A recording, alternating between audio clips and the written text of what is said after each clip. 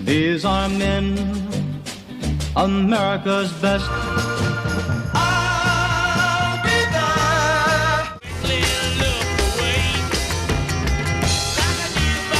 1966 was an incredible year for music. The Beatles were changing everything. The Beach Boys were creating masterpieces.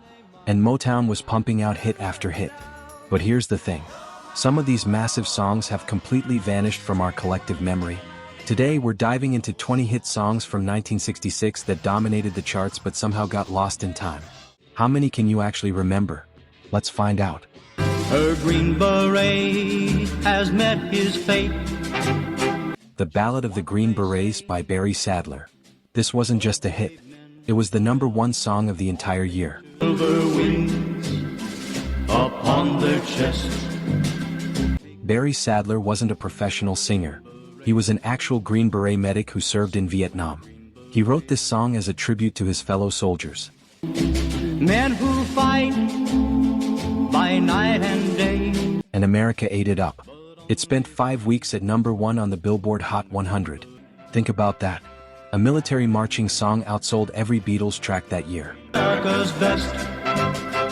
He'll be a man. The song captured the patriotic spirit of mid-1960s America before the war became deeply controversial. It sold over 9 million copies worldwide. Yet today, most people under 60 have never heard it. That's how much our musical landscape has shifted. I'm one of America's best. Cherish me as much as I cherish you. Cherish by The Association. This was pure California sunshine wrapped in a love song. The Association were masters of vocal harmony. 6 guys blending their voices into something magical. With all the rest of their lives, when all they wanted was to touch your face. Cherish hit #1 in September 1966. The lyrics were simple but effective. A guy telling a girl he'll cherish her love forever.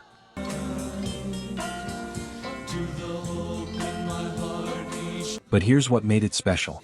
The arrangement was sophisticated. Multiple vocal layers. A Baroque pop sound before Baroque pop was even a thing. The Association had other hits, but Cherish was their biggest moment. Today they're rarely mentioned alongside the Beach Boys or the Mamas and the Papas. But in 1966 they were just as popular. How many times I wish that I had told you. You don't know how many times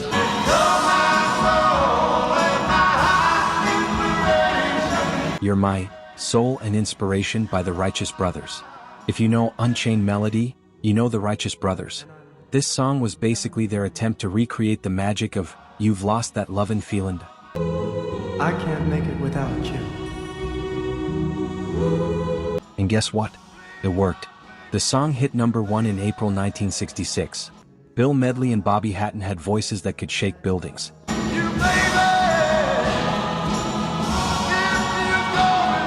Deep, soulful, and powerful.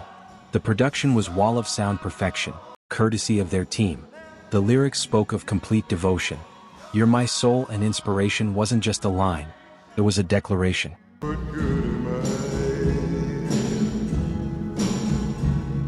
This song proved the Righteous Brothers weren't one-hit wonders.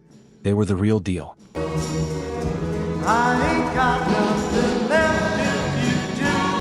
Darling, Reach Out I'll Be There by the Four Tops. Now this is a Motown classic that actually hasn't been forgotten. But it belongs on this list because younger generations often don't know it.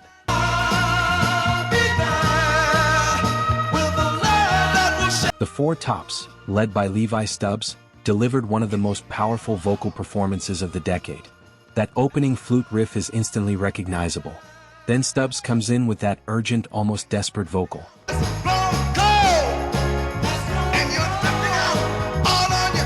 The song hit #1 on the Billboard Hot 100 in the R&B charts. It's about being there for someone no matter what. A message of loyalty and love. The production was innovative for 1966. The Motown sound at its absolute peak. This song has been covered hundreds of times. But nobody has ever topped the original. Too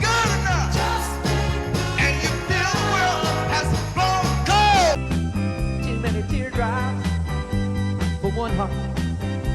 96 Tears by and the Mysterians. This is garage rock at its rawest and most glorious. The band's name alone tells you everything. Question mark in the Mysterians. Who names themselves that? For one heart to carry on. The song is driven by a Farfisa organ that sounds like it's crying, which makes sense because the whole song is about crying 96 tears. It's a revenge fantasy. 96 tears. A guy telling his ex-girlfriend that she'll cry when she realizes what she lost. The production was crude, almost amateur, but that's what made it perfect. It hit number 1 in October 1966. This song influenced punk rock a decade before punk rock even existed. And you'll start crying. Take the last train to Clarksville, I'll be waiting at the station. Last Train to Clarksville by the Monkees. The Monkees were manufactured. A TV show band created to cash in on Beatlemania. But here's the twist. The music was actually good. Last Train to Clarksville was their first single, and it went straight to number 1. Train to Clarksville, I'll be waiting at the station. We'll have time for... The song sounds happy and upbeat, but listen to the lyrics. It's about a soldier going off to war, possibly Vietnam. I don't know if I'm ever coming home, isn't exactly cheerful. I'm leaving in the morning, and I must see you again. We'll have... The production was handled by Don Kirshner and featured top session musicians. Mickey Dolenz sang lead with that distinctive voice. Sure, the Monkees didn't play their instruments on this track, but the song still rocks. It proved that manufactured bands could create legitimate hits. We'll have one more night together, till the morning brings my train and I must... Monday, so good to me. Monday Monday by the Mamas and the Papas. This is the song that won the 1967 Grammy for Best Pop Performance by a Duo or Group. The Mamas and the Papas were California dreaming personified. By Monday morning, Monday. Literally. Monday Monday was written by John Phillips. It captures that universal feeling of dreading Monday mornings. But it's deeper than that. It's about broken trust and heartache. The 4-part harmonies were stunning. All of the time, Monday, Monday. Mama Cass, Michelle Phillips, John Phillips, and Denny Doherty blending perfectly. The song hit number 1 in May 1966. Fun fact, John Phillips reportedly hated the song. He thought it was too simple. But sometimes simple is exactly what works.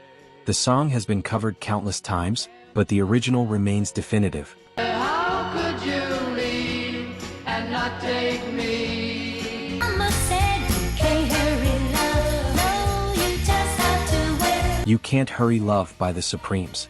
Diana Ross and the Supremes were Motown royalty.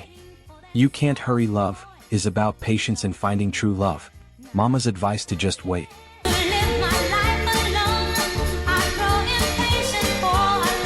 The hand claps, the groove, Diana's voice floating over the top.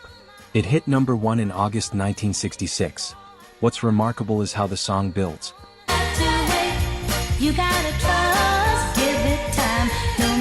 It starts gentle and grows into this unstoppable force. Phil Collins covered this in 1982 and had a massive hit. But Diana's original is untouchable. The Supremes had 12 number 1 hits. This was one of their best.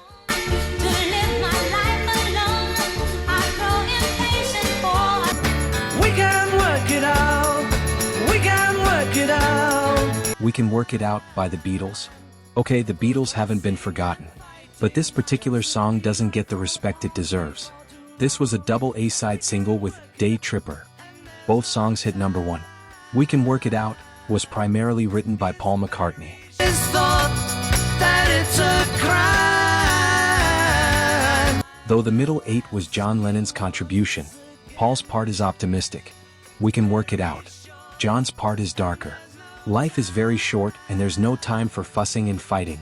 Get it straight or say goodnight. We can work it out. The song features a harmonium played by John. It gives the middle section that distinctive sound. This was the Beatles in their prime, writing songs that were both pop-friendly and musically sophisticated.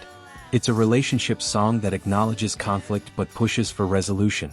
Simple message, perfect execution. It's thought that it's a crime. The nights in the summer, in the city, in the summer, in the city. Summer in the City by the Lovin' Spoonful. This song actually captures the feeling of a hot, sweaty summer in New York City. The Lovin' Spoonful were part of the folk rock movement, but they had a playful, almost jug band quality. Girl, come on, that's all right. Despite the heat, it'll be all right. Summer in the City was different, was aggressive, almost hard rock for 1966. Those car horns and traffic sounds in the intro set the scene perfectly.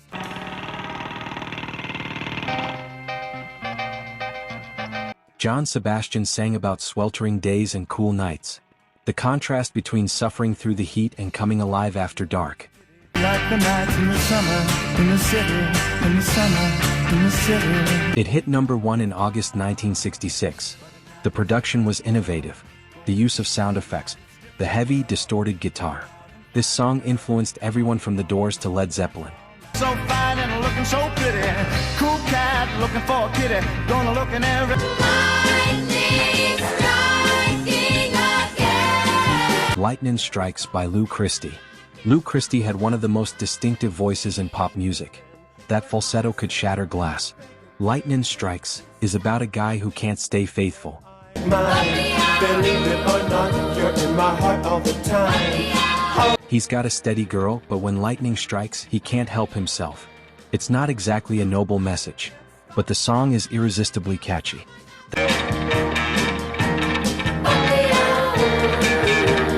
That falsetto scream is legendary. Christie hits notes that most male singers wouldn't even attempt. The song hit number 1 in February 1966. All the time, all the girls are saying that you'll end up a fool. The production was pure Phil Spector-style wall of sound. Layers upon layers of instruments and voices. Lou Christie never had another hit as big. But Lightning Strikes proved he could compete with anyone. Believe it or not, you're in my heart all the time. All the girls are...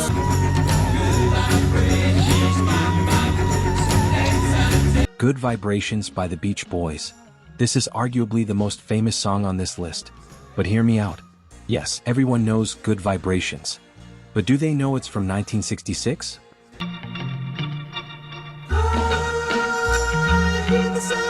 Brian Wilson spent months creating this masterpiece. It cost over $50,000 to produce. That was unheard of in 1966. The song is a pocket symphony. Multiple sections, different moods, innovative instrumentation.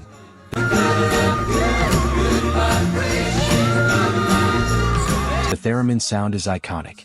That eerie, otherworldly tone. Mike Love wrote the lyrics about good vibrations and sensing when a girl is into you. But the real genius is Brian's production. He recorded sections in different studios and then edited them together. This was revolutionary. Nobody made records like this in 1966. It hit number 1 and proved the Beach Boys were more than just surf music.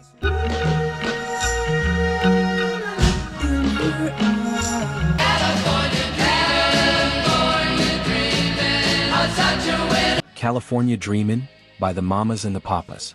This song is pure nostalgia wrapped in a winter daydream. John Phillips wrote it while freezing in New York City, longing for California sunshine.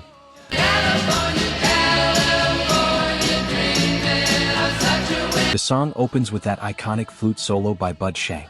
Immediately you're transported. The lyrics paint a vivid picture. Walking on a winter's day, stopped into a church, pretending to pray.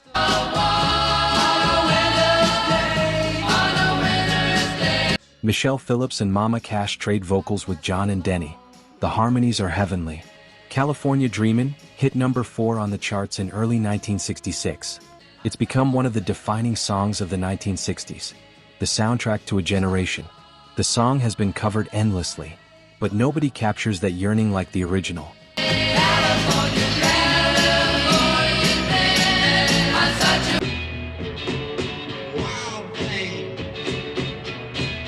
Wild Thing by the Troggs. 3 chords, raw energy, pure rock and roll. The Troggs were a British band with a simple approach. Make it loud, make it catchy, make it fun.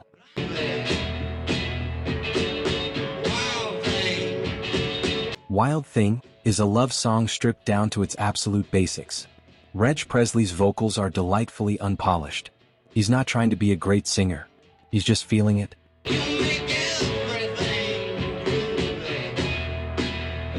That ocarina solo is bizarre and perfect at the same time.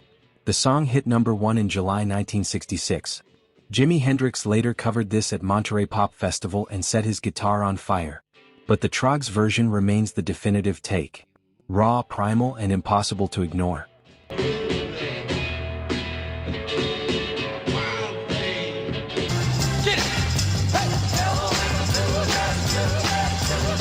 Devil with a Blue Dress On by Mitch Ryder and the Detroit Wheels. This is pure Michigan rock and soul. Mitch Ryder had a voice that could go from smooth to screaming in a heartbeat. Devil with a Blue Dress On is actually a medley. It transitions into Good Golly Miss Molly. The song is about a woman who drives the singer wild.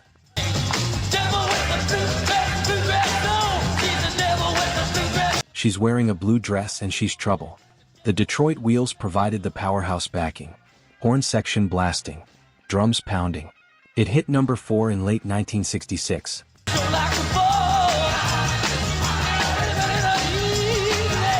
This song influenced everyone from Bruce Springsteen to Bob Seger. It's blue-collar rock at its finest. Sweaty, energetic, and real.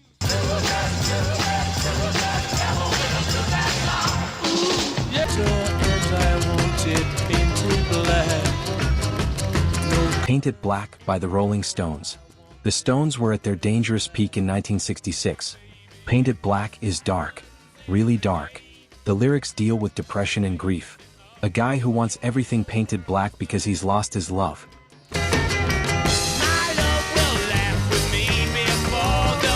Brian Jones played the sitar on this track.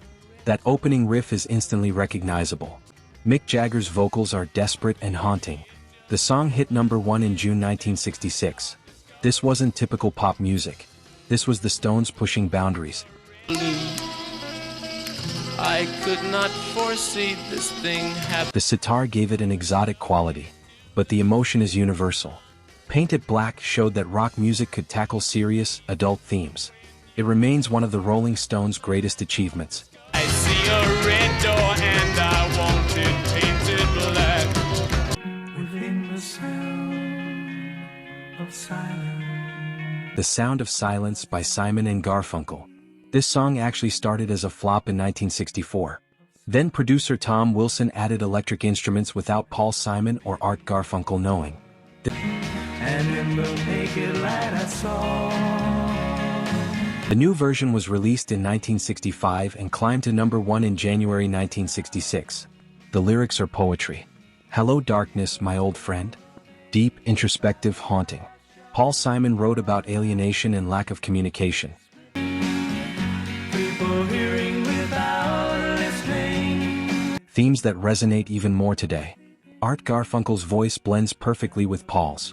The song became an anthem for a generation questioning society. It's been covered countless times and featured in dozens of films. But the original remains powerful and relevant. People talking without speaking. These boots are made for walking. These Boots Are Made for Walking by Nancy Sinatra. Nancy Sinatra was Frank's daughter. But this song proved she wasn't riding on her father's coattails. These Boots Are Made for Walking is a female empowerment anthem before that was even a concept.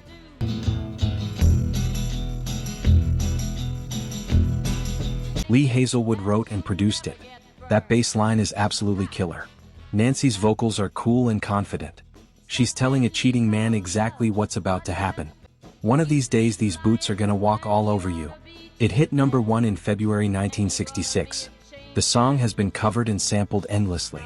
It's appeared in countless films and TV shows. Nancy Sinatra created an icon with this track. Keep losing when you ought to not bet.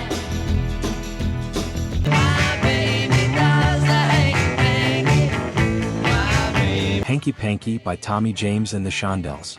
This song proves that sometimes success is about timing and luck.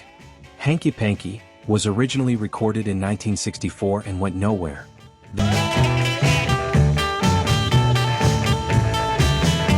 Then a DJ in Pittsburgh started playing it in 1966. Kids went crazy for it. Tommy James and the Shondells re-recorded it and boom, #1 hit. The song is essentially nonsense. My baby does the hanky panky.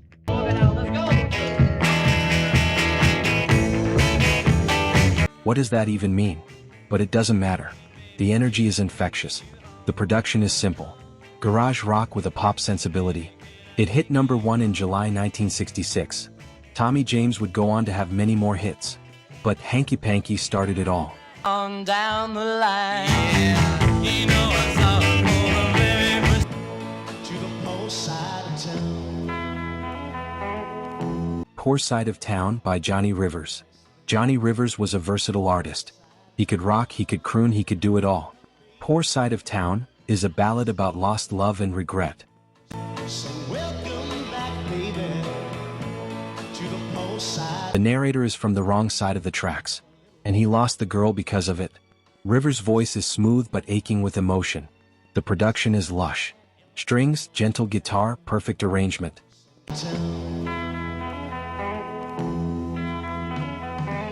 It hit number 1 in November 1966. This was Rivers' only number 1 hit. But what a hit it was. The song showed that rock artists could deliver sophisticated ballads. That rich guy you've been seeing. 20 massive hits from 1966 that time has partially forgotten. Some of these songs you definitely knew. Others might have been complete surprises. 1966 was a year when music was evolving rapidly. From protest songs to psychedelia. From Motown soul to garage rock. These songs were the soundtrack to a generation. Here's my question for you. How many of these songs did you actually remember? Drop a number in the comments. And which song surprised you the most? If you enjoyed this trip back to 1966, hit that like button. Subscribe for more forgotten music history. Because great music deserves to be remembered. Thanks for watching. Now go listen to these incredible songs.